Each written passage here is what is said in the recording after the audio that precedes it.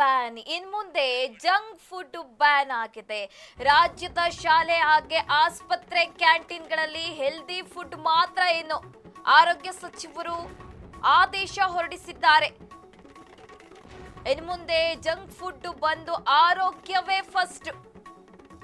ಆರೋಗ್ಯ ಸಚಿವ ಯುಟಿ ಖಾದರ್ ಕಟ್ಟುನಿಟ್ಟಿನ ಸೂಚನೆ ಕೊಟ್ಟಿದ್ದಾರೆ.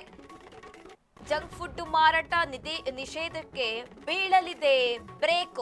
ರಾಜ್ಯದ ಆಸ್ಪತ್ರೆ ಶಾಲೆಗಳ ಆವರಣದಲ್ಲಿ ಅನ್ವಯ ಆಗುತ್ತೆ. ಕಡಿಮೆ ದರದಲ್ಲಿ ಸಿಗಲಿದೆ ಪೌಷ್ಟಿಕ ಆಹಾರ. ಜಂಕ್ ಫುಡ್ನಿಂದ ಕ್ಯಾನ್ಸರ್, ಮೂತ್ರಪಿಂಡ ಕಾಯಿಲೆಗಳು ಹೆಚ್ಚಾಗ್ತಾ ಇದೆ. ಹೀಗಾಗಿ ಜಂಕ್ ಫುಡ್ ಮಾರಾಟಕ್ಕೆ ಬ್ರೇಕ್ ಬೀಳಲಿದೆ. ಆಸ್ಪತ್ರೆ ಶಾಲೆಗಳಲ್ಲಿ ಶೀಘ್ರವೇ ಹೊಸ ನಿಯಮ ಜಾರಿಯಾಗಲಿದೆ. ಇನ್ನು ಮುಂದೆ ಜಂಕ್ ಫುಡ್ ಬ್ಯಾನ್ ಆಗಲಿದೆ. ರಾಜ್ಯದ ಶಾಲೆ, ಆಸ್ಪತ್ರೆ ಕ್ಯಾಂಟೀನ್ಗಳಲ್ಲಿ ಹೆಲ್ದಿ ಫುಡ್ ಮಾತ್ರ ಇನ್ಮೇಲೆ ಇರುವಂತದ್ದು.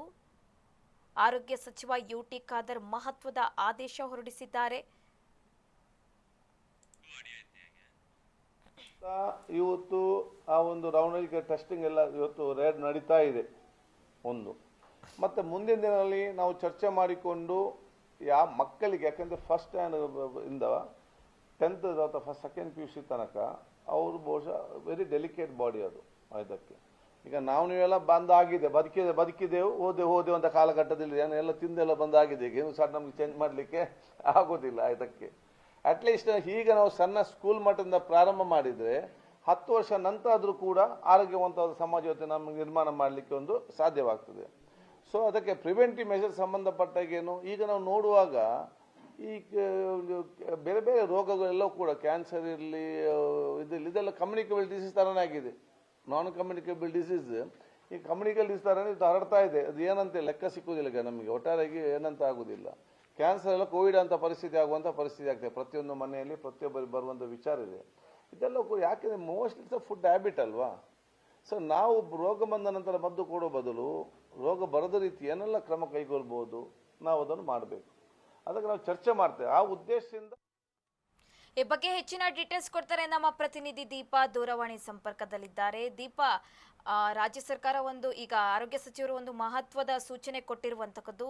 ರಾಜ್ಯದ ಶಾಲೆ ಹಾಗೆ ಆಸ್ಪತ್ರೆ ಕ್ಯಾಂಟೀನ್ಗಳಲ್ಲಿ ಇನ್ನು ಮುಂದೆ ಜಂಕ್ ಫುಡ್ ಬಂದ್ ಆಗಲಿದೆ. ಮಹತ್ವದ ಆದೇಶ ಕೂಡ ಹೊರಡಿಸಿದ್ದಾರೆ. ಈ ಬಗ್ಗೆ ಏನೆಲ್ಲ ಡೀಟೇಲ್ಸ್ ಇದೆ ದೀಪಾ?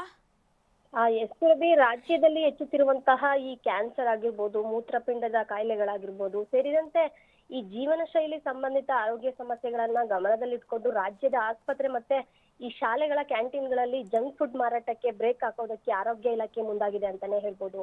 ಆರೋಗ್ಯ ಸಚಿವ ಯುಟಿ ಖಾದರ್ ಅವರ ಸೂಚನೆಯಂತೆ ರಾಜ್ಯದ ಎಲ್ಲಾ ಸರ್ಕಾರಿ ಹಾಗೂ ಈ ಖಾಸಗಿ ಆಸ್ಪತ್ರೆಗಳು ಮತ್ತೆ ಶಾಲೆಗಳ ಆವರಣಗಳಲ್ಲಿ ಈ ಕ್ಯಾಂಟೀನ್ಗಳಲ್ಲಿ ಜಂಕ್ ಫುಡ್ ಮಾರಾಟವನ್ನ ನಿಷೇಧಿಸಲು ಸಿದ್ಧತೆ ನಡೀತಾ ಇದೆ ಅಂತಾನೆ ಹೇಳ್ಬೋದು. ಇನ್ ಮುಂದೆ ಈ ಕ್ಯಾಂಟೀನ್ಗಳಲ್ಲಿ ಪಿಜ್ಜಾ, ಬರ್ಗರ್ ಅಥವಾ ಫ್ರೆಂಚ್ ಫ್ರೈಸ್, ಅಧಿಕ ಎಣ್ಣೆ ಅಥವಾ ಉಪ್ಪು ಹಾಗೂ ಸಕ್ಕರೆ ಇರುವಂತಹ ಸಂಸ್ಕರಿತ ಆಹಾರಗಳ ಬದಲಿಗೆ ಆರೋಗ್ಯಕರ ಆಹಾರಗಳನ್ನೇ ಮಾರಾಟ ಮಾಡುವಂತೆ ಸೂಚನೆಯನ್ನ ನೀಡಲಾಗ್ತಿದೆ. ಈ ನಿಯಮ ಕೇವಲ ಕ್ಯಾಂಟೀನ್ಗೆ ಮಾತ್ರ ಸೀಮಿತವಾಗಿರೋದಿಲ್ಲ. ಆಸ್ಪತ್ರೆ ಮತ್ತೆ ಈ ಶಾಲೆಗಳ ಸುತ್ತಮುತ್ತಲಿನ ಪ್ರದೇಶಗಳಲ್ಲಿಯೂ ಕೂಡ ಜಂಕ್ ಫುಡ್ ಮಾರಾಟಕ್ಕೆ ಅವಕಾಶ ನೀಡದಂತೆ ನಿಯಮ ರೂಪಿಸೋದಕ್ಕೆ ಸರ್ಕಾರ ಮುಂದಾಗಿದೆ ಅಂತಾನೆ ಹೇಳ್ಬೋದು. ಯಾಕಂದ್ರೆ ಈ ಶಾಲಾ ಮಕ್ಕಳಲ್ಲಿ ಜಂಕ್ ಫುಡ್ ಸೇವನೆ ಹೆಚ್ಚುತ್ತಿರುವುದು ವೈದ್ಯರ ಆತಂಕಕ್ಕೆ ಕಾರಣವಾಗಿದೆ ಅಂತಾನೆ ಹೇಳ್ಬೋದು. ಯಾಕಂದ್ರೆ ಈ ಅಧಿಕ ಕೊಬ್ಬು, ಉಪ್ಪು ಮತ್ತೆ ಸಕ್ಕರೆ ಇರುವಂತಹ ಆಹಾರಗಳಿಂದ ಸ್ಥೂಲಕಾಯ, ಮಧುಮೇಹ, ರಕ್ತದೊತ್ತಡ ಮತ್ತೆ ಹೃದಯ ಸಂಬಂಧಿ ಸಮಸ್ಯೆಗಳು, ಮೂತ್ರಪಿಂಡದ ಕಾಯಿಲೆಗಳು ಮತ್ತು ಕೆಲವು ರೀತಿಯ ಕ್ಯಾನ್ಸರ್ ಅಪಾಯವೂ ಕೂಡ ಹೆಚ್ಚಾಗುತ್ತದೆ ಎಂದು ಆರೋಗ್ಯ ತಜ್ಞರು ಕೂಡ ಎಚ್ಚರಿಕೆ ನೀಡ್ತಾ ಇದ್ದಾರೆ. ಜೊತೆಗೆ ಆಸ್ಪತ್ರೆಗಳಿಗೆ ಚಿಕಿತ್ಸೆಗಾಗಿ ಬರುವಂತಹ ರೋಗಿಗಳು ಮತ್ತು ಅವರ ಕುಟುಂಬಸ್ಥರು ಕೂಡ ಆರೋಗ್ಯಕರ ಆಹಾರ ಸೇವಿಸಬೇಕು.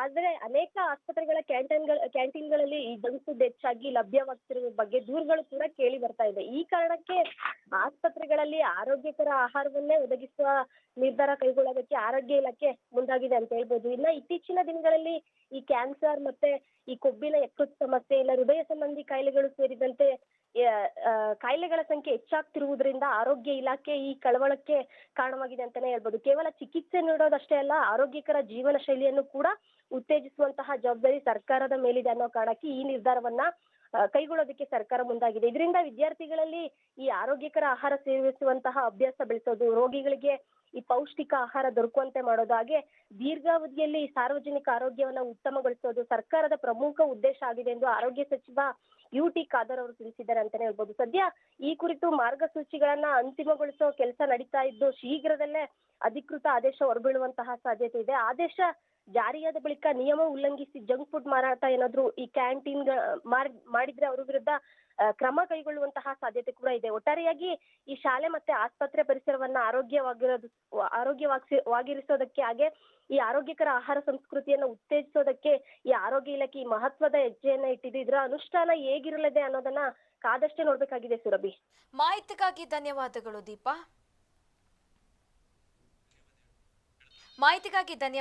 ದೀಪಾ.